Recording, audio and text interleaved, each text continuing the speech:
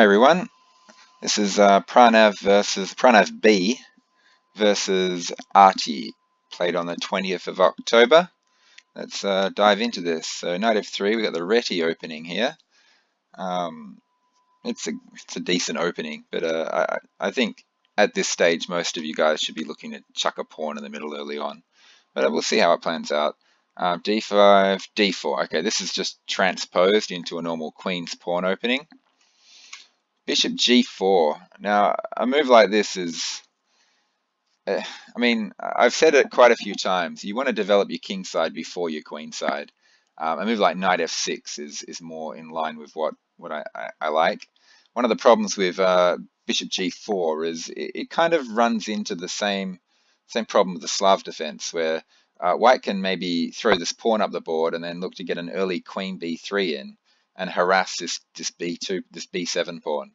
And there's also the other issue, like knight here straight away putting the question to the bishop is another issue that needs to be dealt with. And probably the best move is like just putting it straight back again.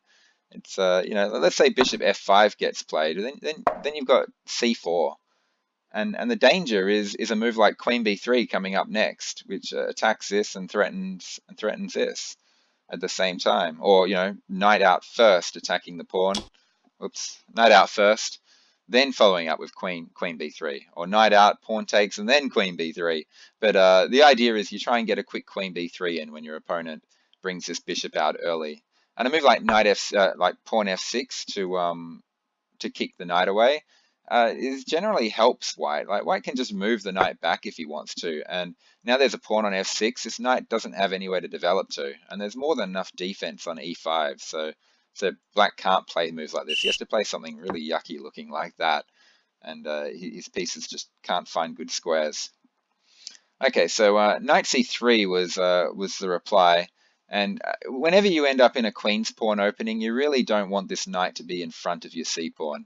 You really want to go pawn up, and you want the knight behind the pawn, so the pawn and the knight work together, attacking the center.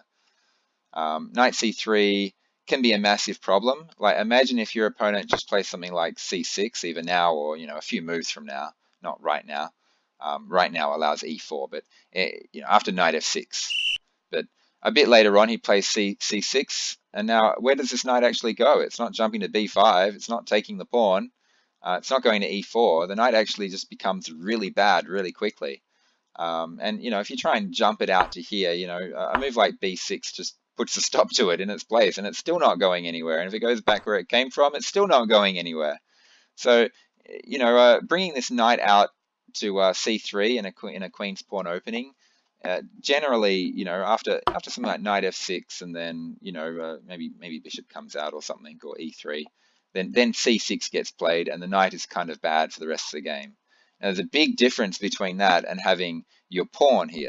For example, it doesn't matter if they play c6 because you've got this extra attack on d5 with both the pawn and the knight.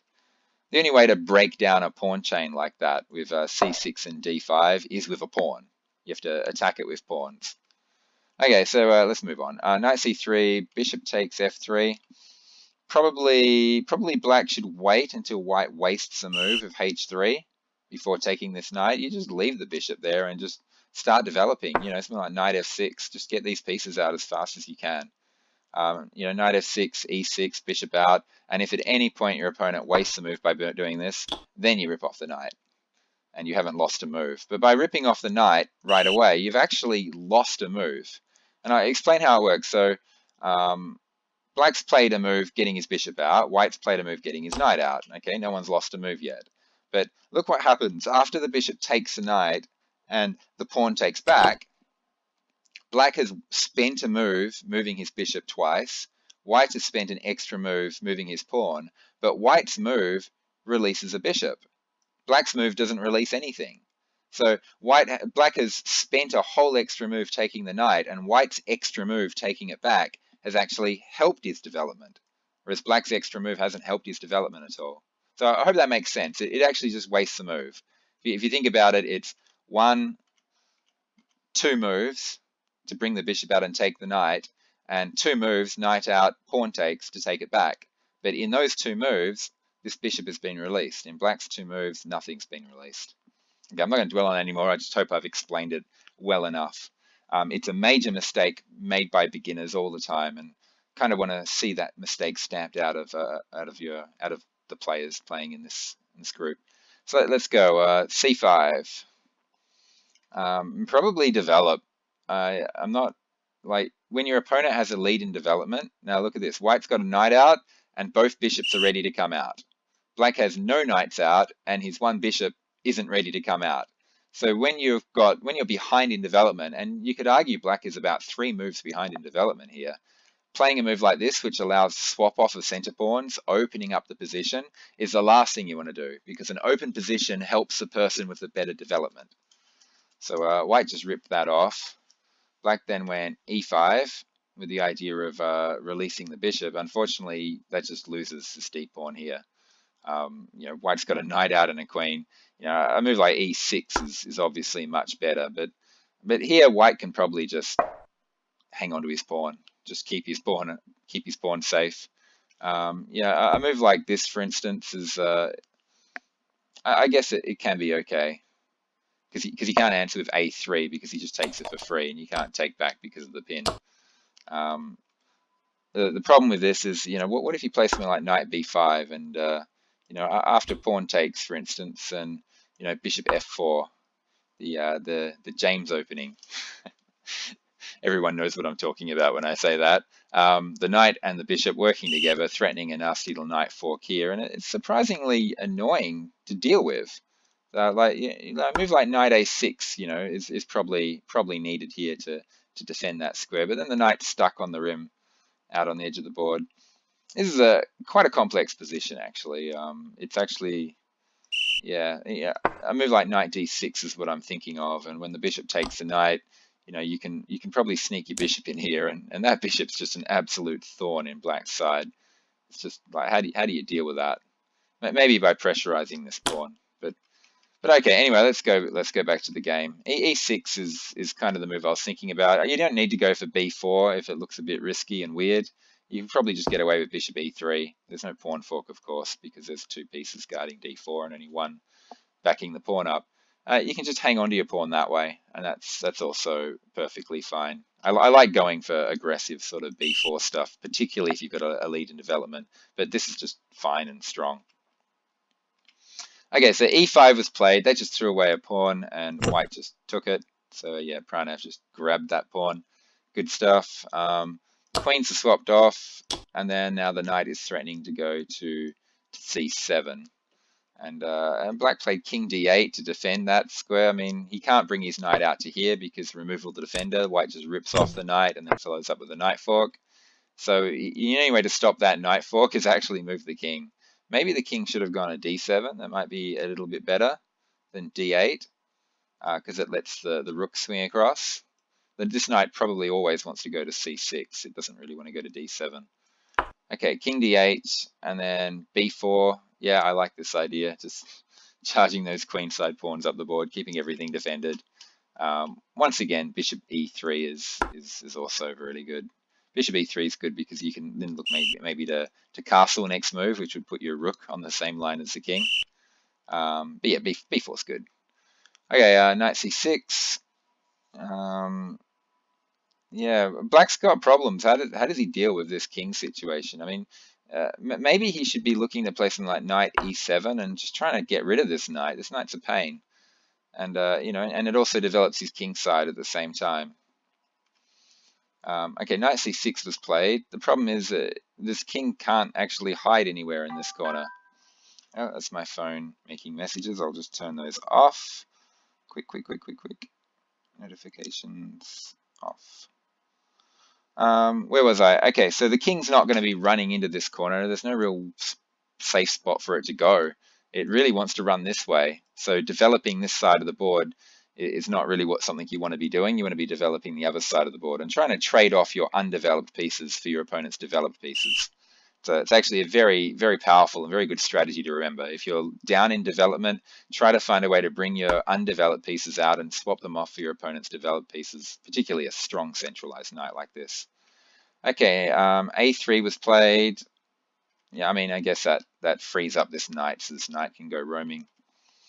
A5, okay, you know, some sneaky stuff going on. The idea is to try and take this pawn and whoops, and then use this pin to steal this rook in the corner.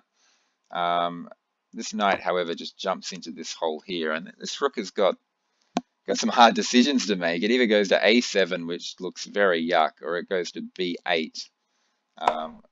And yeah, B8's a problem because, I mean, there's things like bishop here. And, you know, you've got the threat of going like B5, kicking the knight away, whoops, followed by the bishop jumping in here, and the rook is then trapped.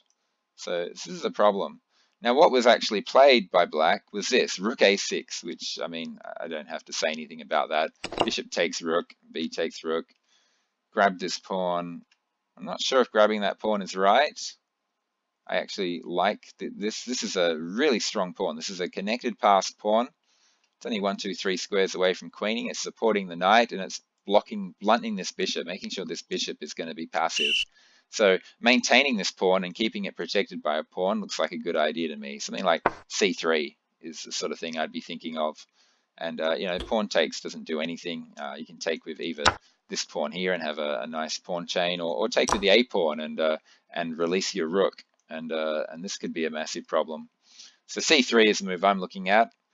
Instead, white took, which unfortunately allows black's pieces to get a little bit more active than they should do.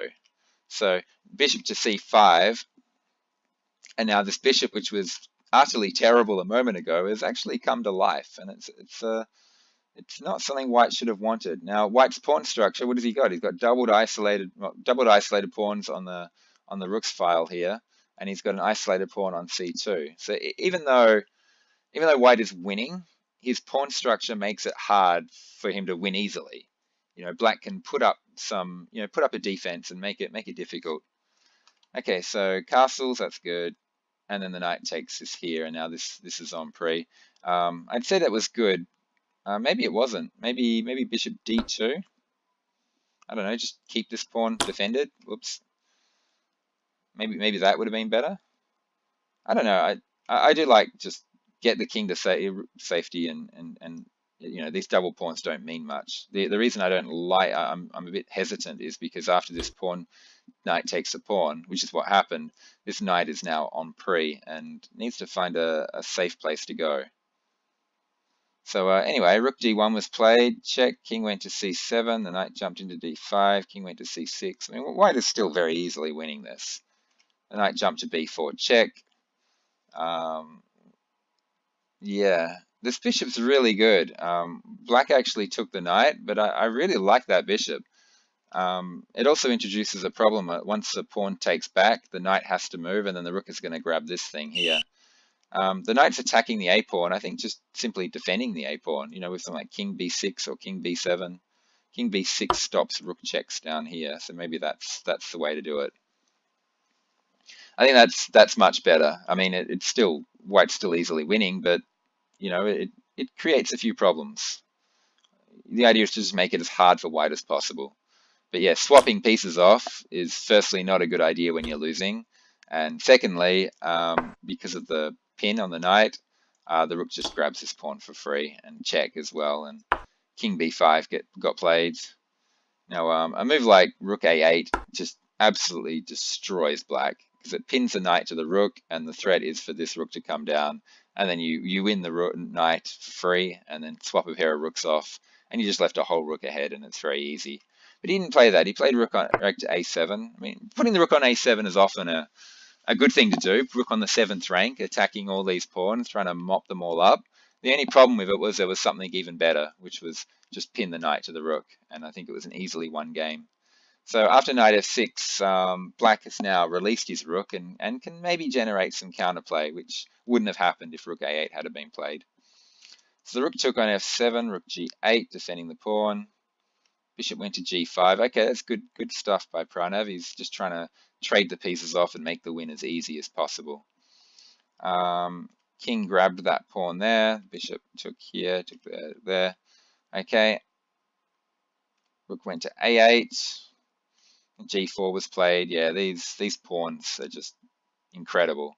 And this pawn, this isolated pawn, you can't imagine that surviving for very long, particularly once the two enemy rooks come down and start attacking it. And then once that pawn disappears off the board, this pawn just runs free to queen, and there's nothing black can really do about it. Knight went to b2, rook went to b6 check, king went to c3, and then the rook went to b1, trying to take this knight. The knight should definitely go to c4. And, if black can find some way to steal this pawn, maybe once this pawn disappears, he can run his king and knight over the other side of the board and put up some sort of defense. But instead he played rook a2, and, very well done to Pranav here for spotting this. This is just simplifying. When you're winning, you always should be looking for a way to, maybe sacrifice some material back for an easily winning endgame, and that's exactly what he did. He just went bang, takes, and then c4, knowing the king couldn't possibly catch the pawn.